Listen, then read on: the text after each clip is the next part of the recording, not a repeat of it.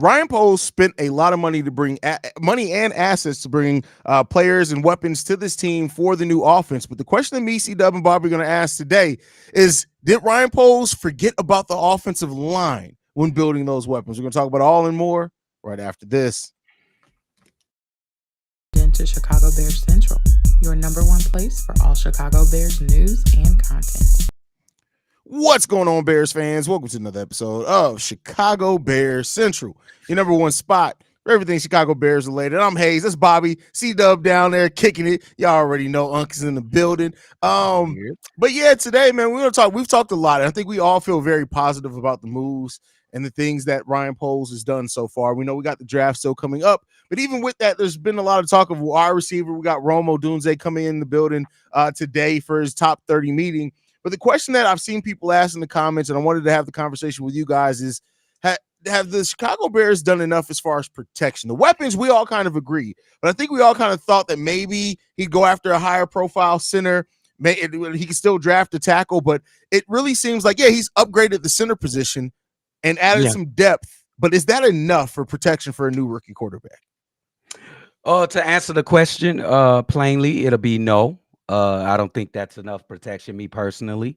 But to answer it more deep into it, he has made some improvements, we think, in Ryan Pace and Mr. Mitchell. Mr. Coleman. But I think, and this is my opinion, that he was under pressure to make this car look good for the buyer, and the buyer will be Caleb Williams. He wanted this offense to look good as possible, so he made sure he had the paint looking good. You go get Keenan Allen. You make sure the tires is right. You go and get your man Swifty from the Philadelphia Eagles. So he had to make sure everything looks good for the kid, though he have weapons to compete with next season. Now, I do still think that he had plans on fixing this offensive line, because it's definitely needed to be fixed. He's made adjustments with these two, well, three. The guy Matt Pryor too. Let's see what he can do out there too.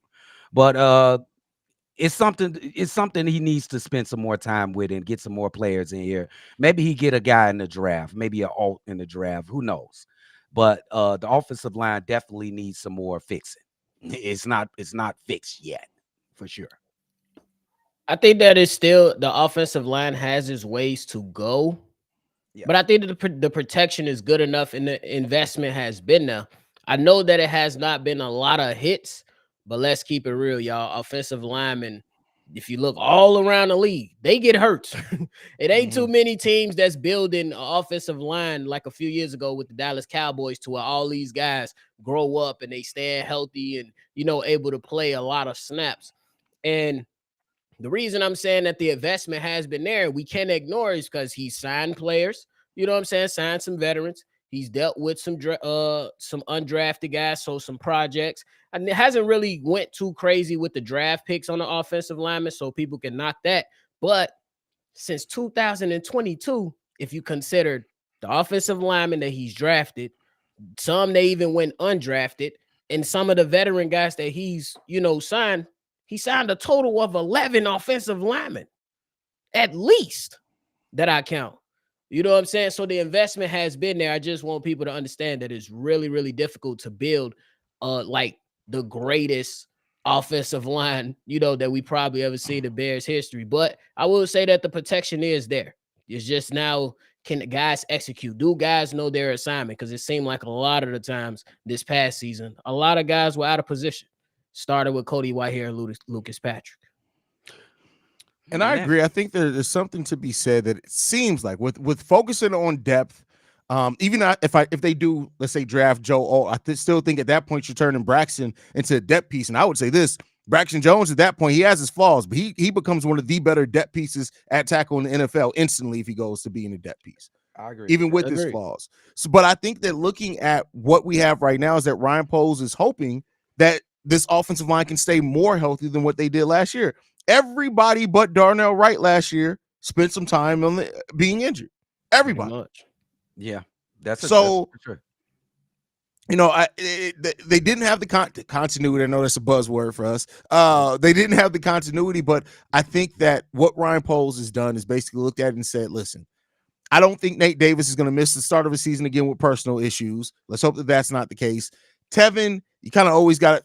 Tevin's they're always an offensive lineman, like you said, Bobby, as well. Like these are 300-pound men running into each other every single game. They're gonna get dinged up. They're gonna miss some games. So depth was a smart play.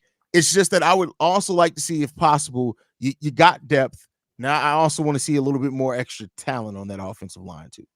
And that's the key word. I love that word that you said, the talent on the offensive line. Now, I'm a little bit more critical than the guys up here, even though I hear their points and I see their points. We talking about this year, this iteration of the Chicago Bears. Where we want to go is to the playoffs. Are we comfortable with the 5 guys that we got on the offensive line? I say I'm comfortable with about 3 of those guys. We don't know what Ryan Bates is going to do, and Braxton Jones is. No, I don't know if can y'all just sit here right now and say y'all confident in Braxton Jones to take care of business for the season and keep our in the most important position on that offensive line to be for certain, keep him clean all season? Here's it's always weird with Braxton because it's like he shows so many flashes, but it's like I don't need no more flashes, my boy. No. I need a vision. We need some vision in this motherfucker, bro. Bro, I'm with you. And that's fair. Well, yeah, I think that's fair. But me personally, I've been saying it for some time now. I understand that you can always go and get that more generational guy. And this is potentially somebody that's could come right up when it's time to select.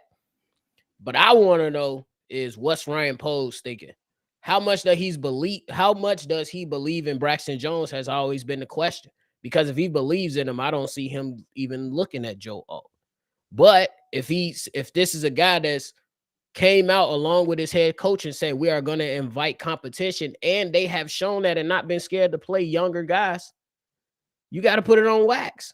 If you really believe that Joe Alt is that guy that could take this offensive line to the next level, you got to take that shot. But when it comes to Braxton, I think that right now, and it probably don't sound the best way coming out, he's good enough for now.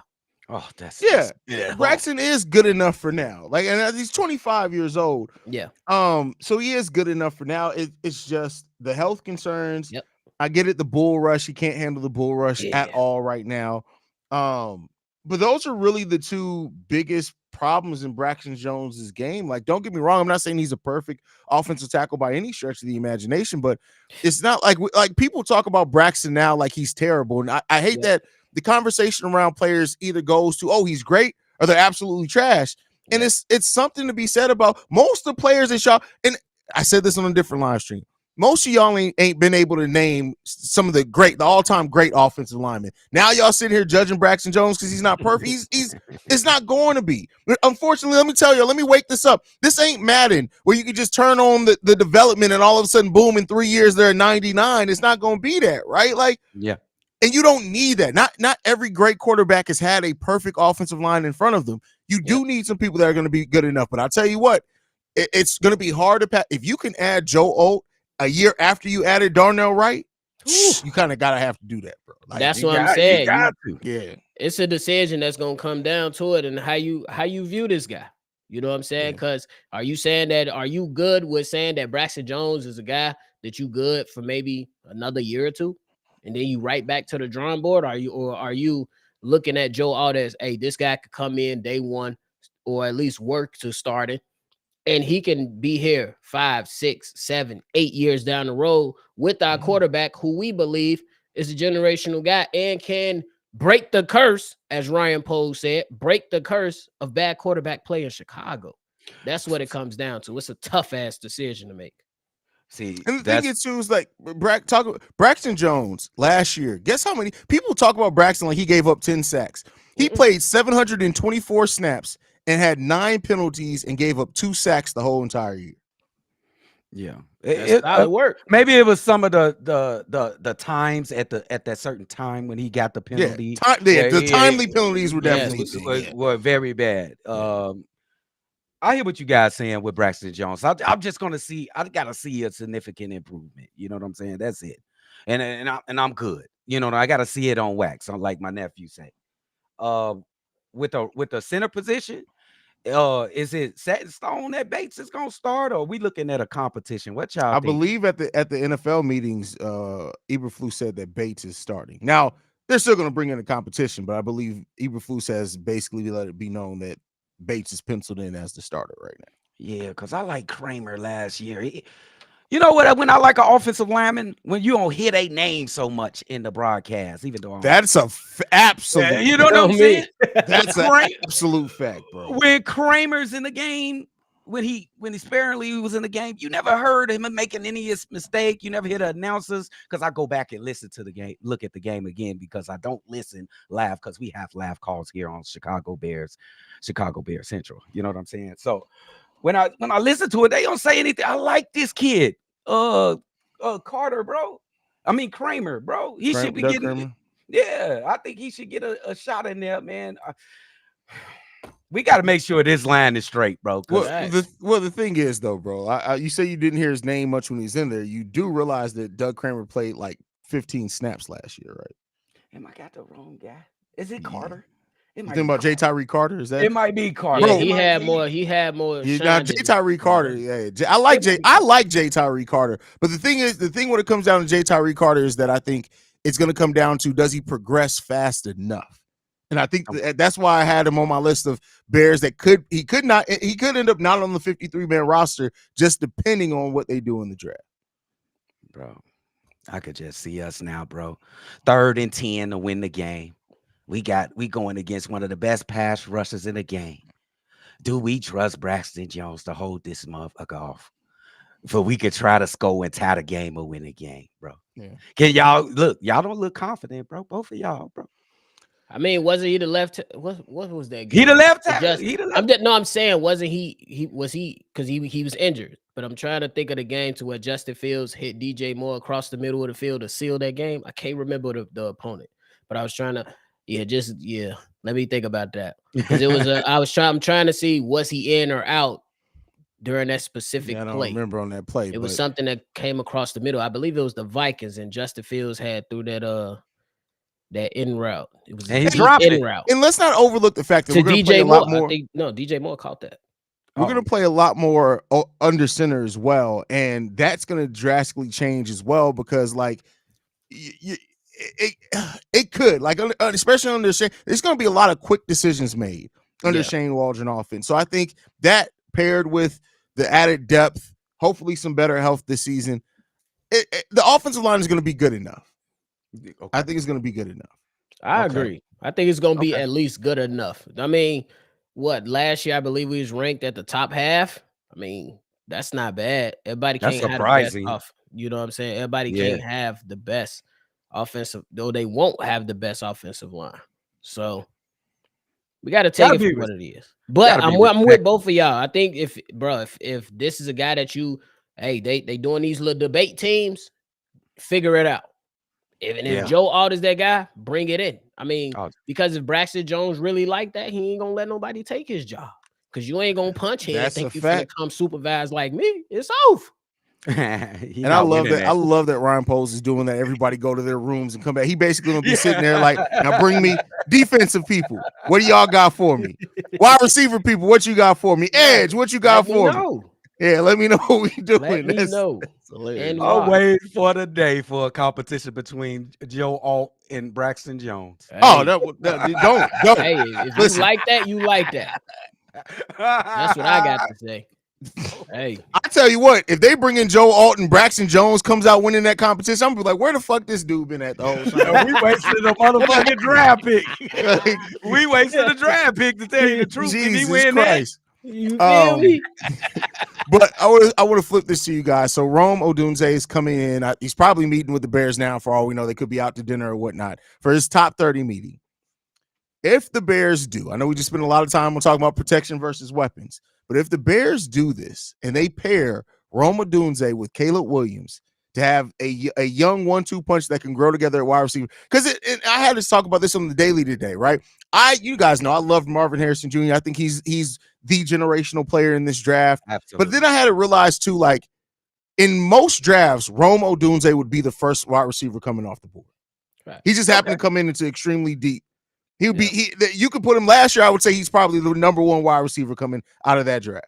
Absolutely, definitely the last year. I'd probably say the year before.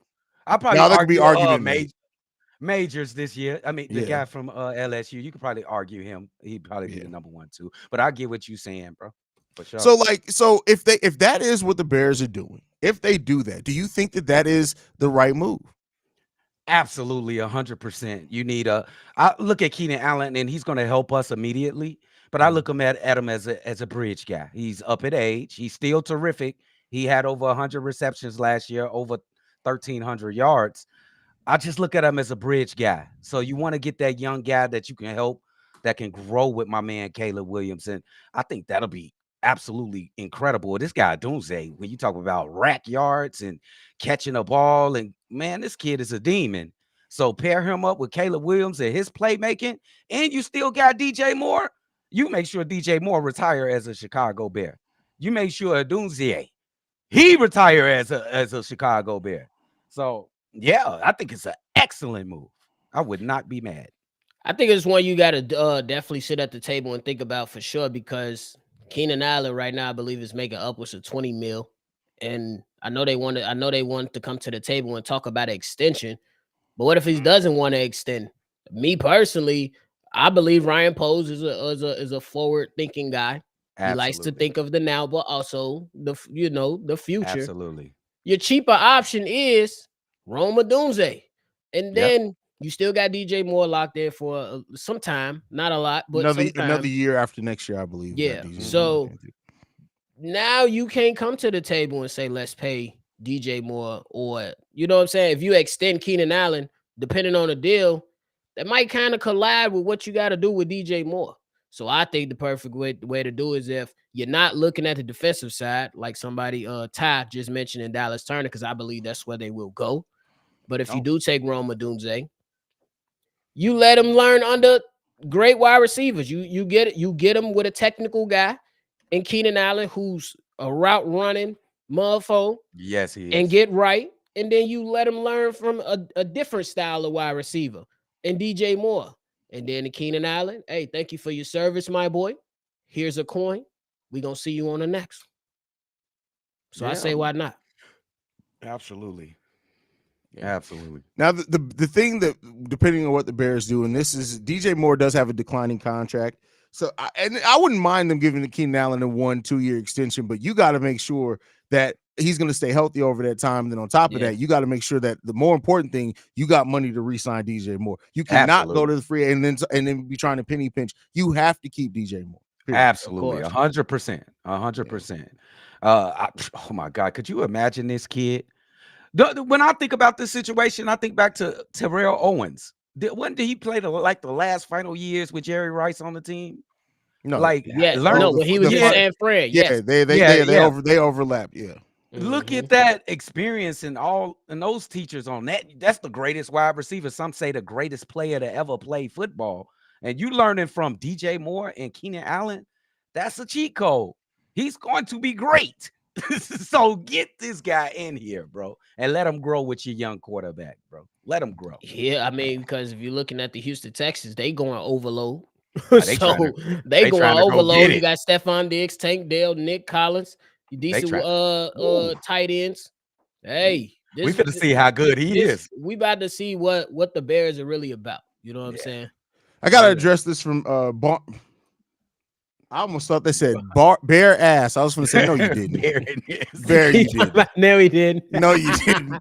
No, you did. But to address this, Keenan Allen really hasn't had that much problem staying healthy. It's really the last 2 years.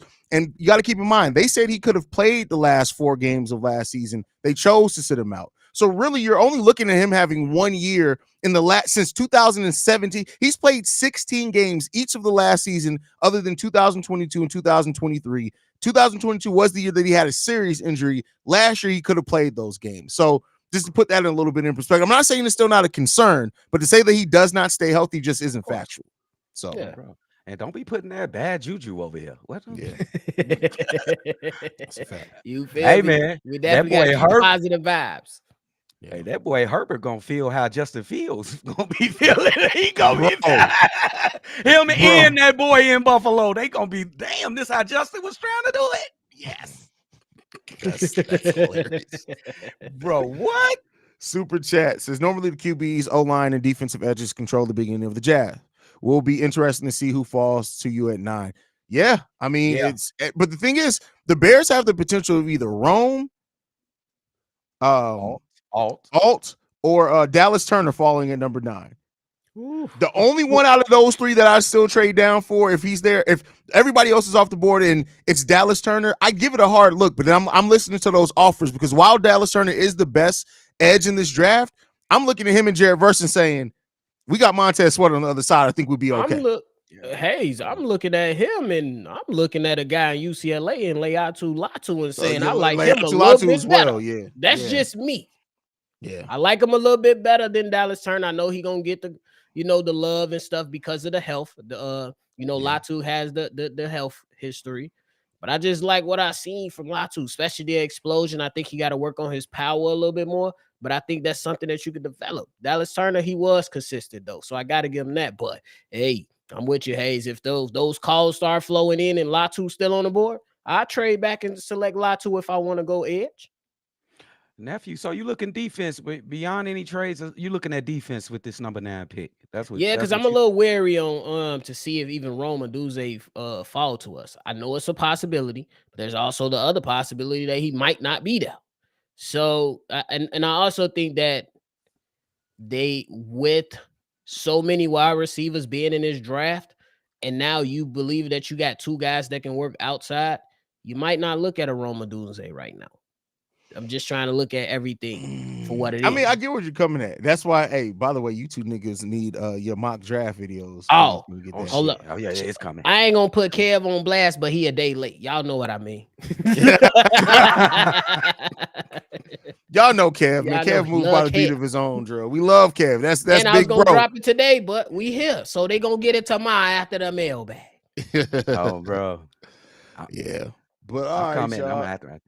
Yeah. I'm coming right ready, after. Dub? You ready? I'm gonna come right out. Hey, listen, all I know is last year when Bobby did his mock draft, he was one of the first person. I'm talking about CHGO can kiss our ass. Swifty, I love Swifty. Swifty ain't say it first either. He said it first. This man over here was the first one to call the Bears drafting Darnell Wright last year. Go and check the tape. Check the goddamn tape. Put some respect on Bobby's name. That's first my nephew. That's my dog. That's my dog. Okay, nephew. My nephew loves some motherfucking football, bro. I swear. You already know. Hey, bro, that dude live football, man. Bro. Oh, man. Any last thoughts, fellas, before we get up out of here, man? Hey, man. Blessings to Big McMichael, bro. He at the crib, man. He had a scare. He had a urinary tract. Hey, man, our legends they getting old, man. Legends getting old, bro. Damn, me too. Me too. You shut your ass up. Hey, listen, bro. I gotta stop the old joke. I'm 3 years from 40. Like that's crazy, bro. That's 30 this year. Crazy. That's wild. And I'm just letting y'all know right now, we got 3 years to plan it. I'm bringing in 40 with my guys in the shot, so y'all know what it is. We're gonna bring it. We turn it up. So you already know, for real. But on that note, ladies and gentlemen, if you got a young buck that's coming to you from advice and you can help him, help him. I helped a young fella today, and he was one of my own. So it's good. He made me feel like an old head, gang. I'm only 29, but he asked a lot of questions. So shout out to my boy Jay, man. Shout out to my boy Jay. Want to give him a quick shout out. Oh, that's a big fact, man. We appreciate y'all. This offseason has been amazing, man. I can't stress enough how much y'all have supported us, and the show's grown over one offseason. We're giving y'all that coverage. Y'all make sure y'all stay tuned in as well for the draft. I'm probably going to schedule the stream for the draft probably about 2 weeks early, just so everybody can set their reminders. They can know where to be at.